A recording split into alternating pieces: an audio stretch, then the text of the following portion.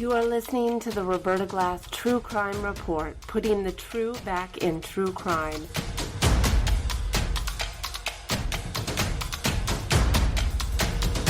From New York City, Roberta Glass is now on the record.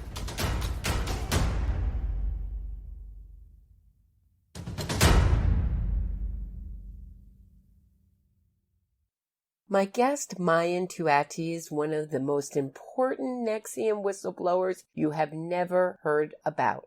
A resident of Mexico, Maayan took NXIVM/ESP courses for 2 years between 2013 and 2015 before waking up and leaving. She has been one of the most fearless and tireless NXIVM whistleblowers working behind the scenes to bring down the criminal enterprise. I'm honored and delighted to get the chance to speak with her. So can you tell me a little bit about yourself and how you got into NXIVM? I studied journalism, but I built a company. I have an associate in Mexico City, nothing to do with journalism because of the dangers that it brings in Latin American countries. And with my company, I was looking how to be a better boss, how to grow my business. And I found Omar Boone, who was in a Starbucks, and he explained to us that he was into coaching. And I said, you know what? I'm interested, but he never gave me like an intro. He only said, we're giving coaching, any kind of coachings. And I said, oh, do you give company coaches? And like my husband's a dentist and he was his parents' dentist. I said, oh, he knows him. So, okay, I'll get into the coaching. And I said, does it work for the business? He says, yes, it works for the business. It's really, really good. So I said, where do I sign? And so, yeah, I didn't get an intro. I was really easy. So he said, well, if you want, we can go to a coffee and I can explain. And I said, no. Send me everything by email and we do it. I want to start now. And he said, oh, this Saturday is just the beginning of the program. What do you want? And I was like, look, I'm ADD. So I prefer to do the ethos, that is 2 hours a day for a year, 3 times a week. Than doing an intensive of all day because I would get desperate in a room 5 days, all day. So he said, okay, but I was very intense. I went Tuesday, Thursdays, and Saturdays every day. But I was still waiting for the business. But I can't deny that it was helping me on my personal life because I'm a very explosive, emotional person and it was taking my feelings away. So imagine if I didn't feel anything. Super cool, right? You don't feel, you're focused, and you have no feelings. Like somebody is crying and you say, no, we're not talking about that. Let's focus on this. Really. What you're saying is that it just told you just ignore all sort of feelings of other people and your own feelings and kind of focus in on the task ahead of you. Is that right? They tell you that you can manage what you feel and you can feel how you want to feel. You can be what you want to be. And if you're sad and you want to be happy, then you remember a happy moment and you relive it and you're happy again because you put all the adrenaline into your body. And so what year was this? This was 2013. Okay. We're going to talk about who Omar Boone is in a second, but did he ever say the words ESP or NXIVM to you? He said ESP, Executive Success Programs, never NXIVM. But for me, seeing that Omar Boone, my husband knew him, I already trusted because he was from a good part of the society. He's good looking, right? He has an education. You say, okay, he's a good person and he's kind. And you think it's a good person. And I believe he has a good heart. And his brother, Eduardo, has been described as the Tony Robbins of Mexico. Is that? Edgar.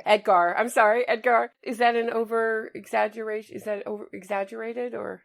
I think so. It's exaggerated. I think Edgar was the first one bringing NXIVM here. He was in a search of something that could help him. He did other programs before and he got into NXIVM and he liked it. But let's say he's the one who brought NXIVM to Mexico, like the one who introduced it here, but not Tony Robbins of Mexico, no.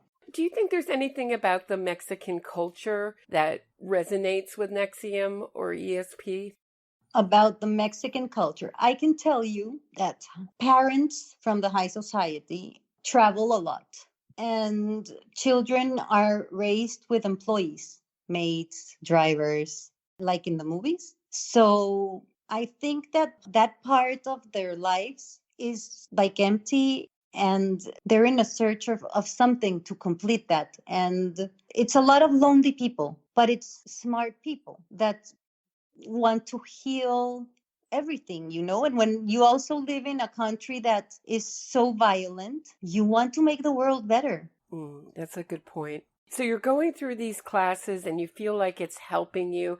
You started pretty intensively. You said 3 times a week? 2 hours, yes. So did it increase or did it always stay at that schedule? No, for me, it was always like that because I took that program. I took the ethos. I did not take the intensive. So I was 6 hours a week, nonstop. I was very intensive because it was helping me. It really was helping me. When they did the EMs, that they went into your mind and like they accommodated you, the memories. Like they recreated. I don't know what they do in your head, but suddenly you don't have feelings for things that you cared before, things that bothered you before. So that was the successful part of it. So why did you leave? I finished the first year being a student, and then I became a coach. I said, I want to be a coach. But remember, I have my own company, right? So when I become a coach, I have to give them 6 hours of my time a week. It's the same 6 hours I invested in studying, right? Yes. And when you're a shadow coach, when you begin and you're a shadow coach, you have to stay quiet all the time in the classes. So imagine when they're reprogramming you of the reprogram of the reprogramming, like you can't talk, right? Okay. So when I became a coach and I started using my logic, because I'm very analytic and very logical, I was like, okay, now that I can't talk, this is starting to look weird. And then I started to say, I don't see any success here. Everybody's spending so much time here and in their coaching, and they're not successful. And then I was a student, and when you get there, everybody's happy and they have a happy state, right? They love bombing you. Yes. Yeah. And suddenly you're in the coach chat, and boom, the real world appears. And they're not happy people. So were they hard on you? No. Or you just saw that facade was cracking with who they were? You could really see them. They started putting dirty jokes, and which was not normal there, right? Mm-hmm. And there was even a guy who put a video of a naked man walking on a fashion show with high heels. And I was like, you know what? I have little kids, and they grab my phone to play. And if they open this and see something like that, it's not cool. So it was not what you thought it was. When you got into higher ranks, you saw different things that you did not see as a student. Because as a student, they're selling you things. When you're in the striped path, they start messing up with your mind. How so? They start working your life issues. They start saying you're not growing because you have this or that. They start growing up with your head, and they start telling you have to start going to courses to Albany, and you have to grow. You have to invest to grow. They say it's better you invest in your growth than going to Disney with your children. And I'm like, no, I'm not going to sacrifice Disney, Right. No. Or I was going on a ski trip. The ones that had children never went on vacation with their children. Everything was V week. And I wasn't like that. So for example, they said, come to V week. And I was, no, my children have school. If I go to V week, then they miss school. Yes, but imagine the values you would give them when you go there, being with all the people there. They did it. And I was like, do they have air conditioning? And there was no air conditioning. Imagine the values you can give them when you come back and you spend all the money you were going to spend on Disneyland. That's a reach if I've ever heard one. No, and I was like, really? There was no air conditioning in V-Week. Imagine being there with no air conditioning. My husband would die. No, and thank God, because if he would have seen that they kissed this Keith on the mouth and everything, no. He would have killed me. Imagine. No. So did they try to distance you from your family, or did they just see that that was a lost cause? They tell you that you don't need anything. You don't need to depend on your children's happiness to be happy, or you don't need to depend on if your husband gives you love or not to feel loved. For example, I hate it. All the mom drives, that you have to take this one to the basket, this one to soccer, and I couldn't invest my time in coaching because of that. So they told me, why don't you hire a driver that could help you with the children so you can have more time for you? They start to help you, like in a parenthesis, to help you reorganize your life so you can have more time for them. For them, right. Yeah, of course. But I'm a very, once I was going to take the knife, I started calling them and can you please give me a hotel near the center where I can stay so I can be near the center? We don't know any hotel, but here you can come and we couldn't organize you in somebody's house. And I was like, no, listen, I want to be alone. I don't want to stay in anybody's house. Can you please tell me where there's a hotel? And they didn't answer. So I canceled the trip.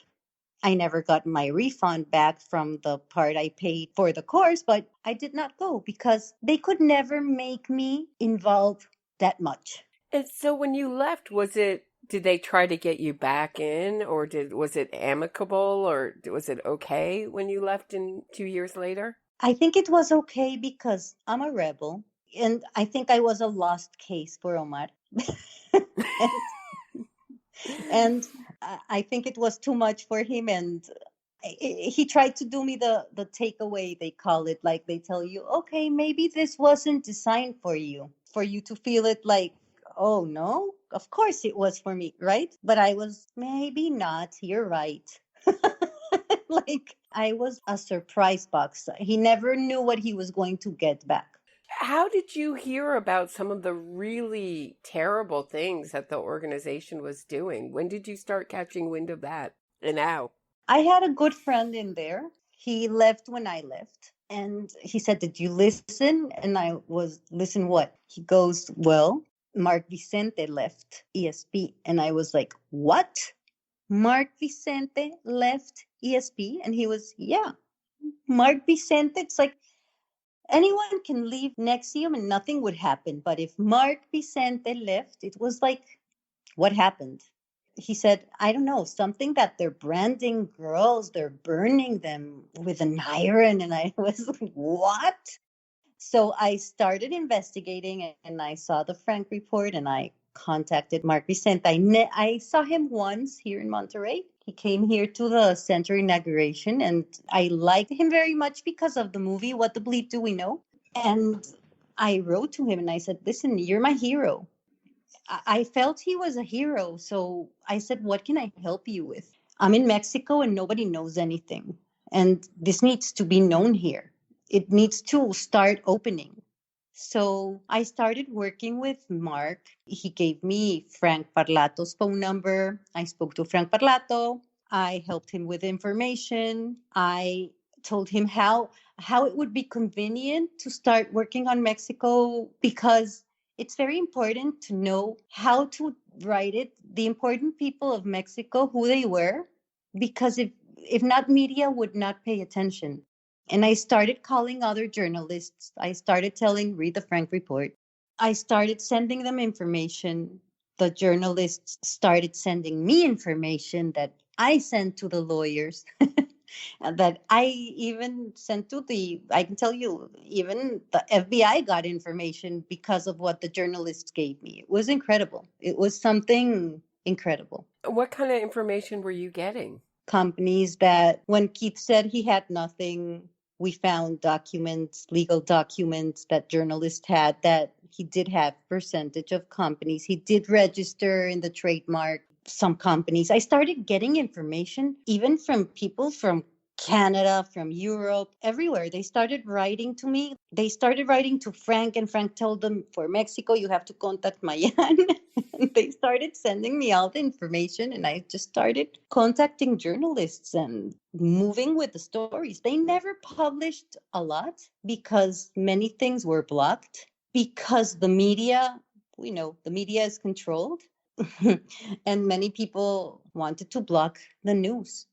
Before I did this interview, talking to people, they said that your contribution cannot be underestimated, that you were fearless, that you were driving by with a camera, photographing things. And in my understanding, Mexico, that's very dangerous.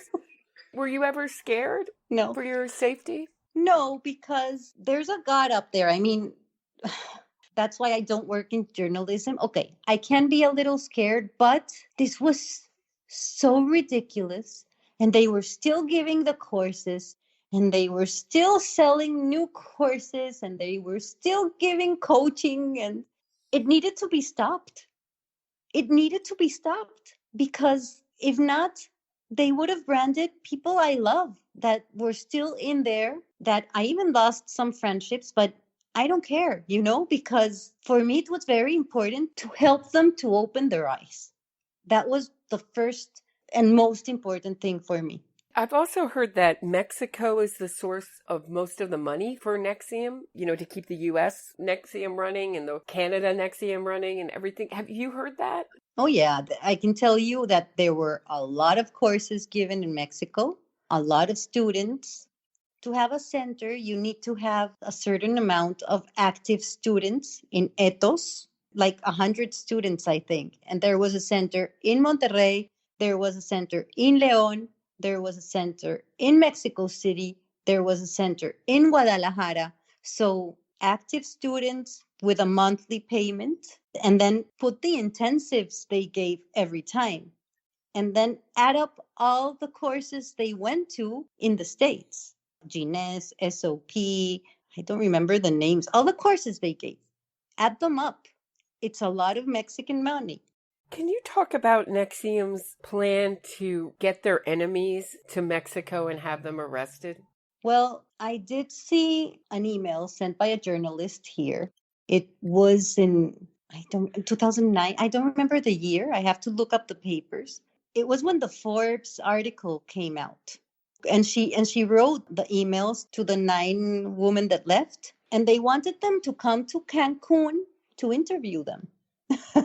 And it was really weird, because imagine if the branding was not on the news, would you think that the Bronfman story would be in the news in Mexico? Come on, it was not on the news. So I don't know. I would think that Keith was using the power in other countries to hurt the people that did not agree with what he wanted to do, or that did not follow him.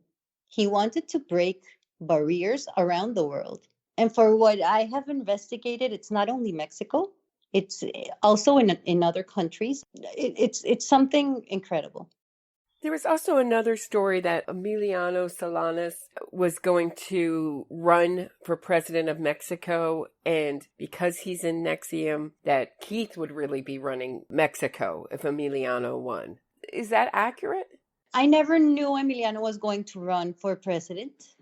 I knew his father wanted him to. I know it from somebody that's close to his uncle, but I think those plans are over now because of what Emiliano was involved in.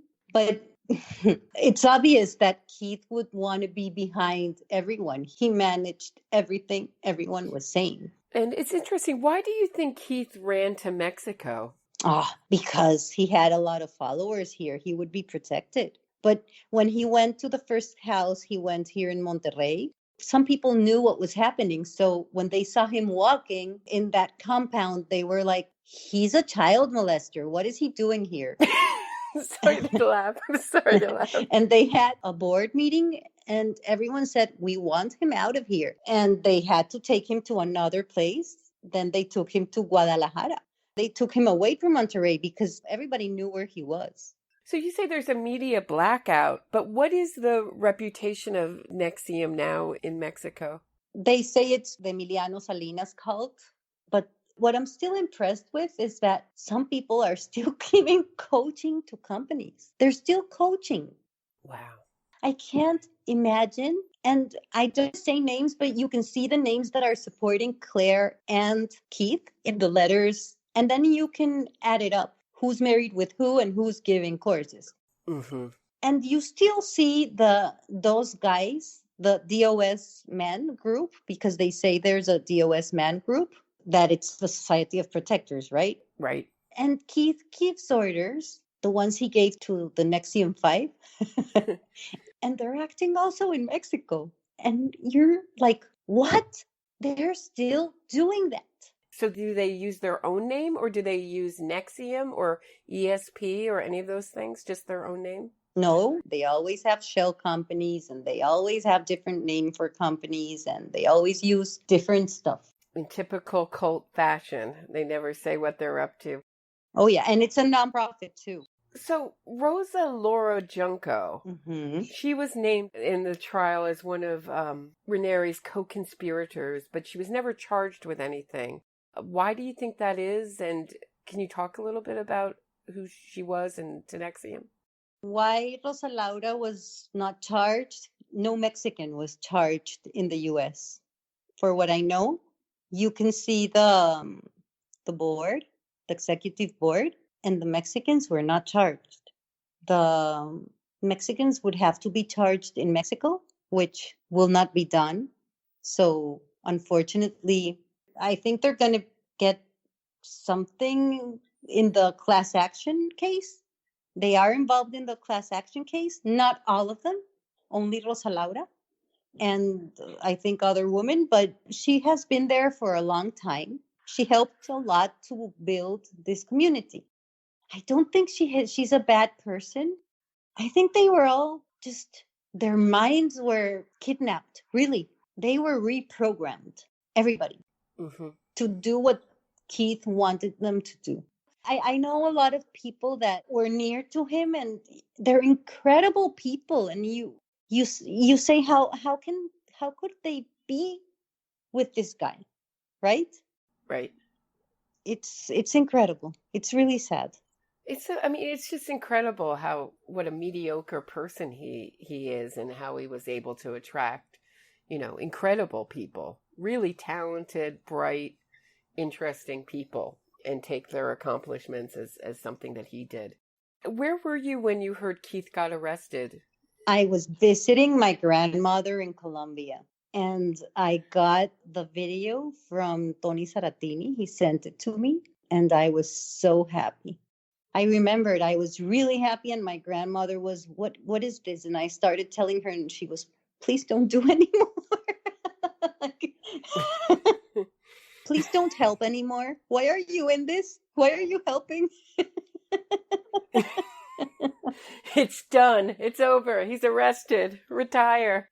No. Right. I have a friend from Canada. He's a fraud examiner.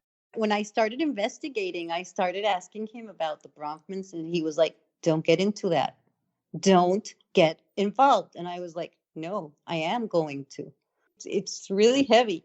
Yeah, with someone with basically unlimited money like that, to go up against them is really something. And how did you feel about her sentence of 81 months?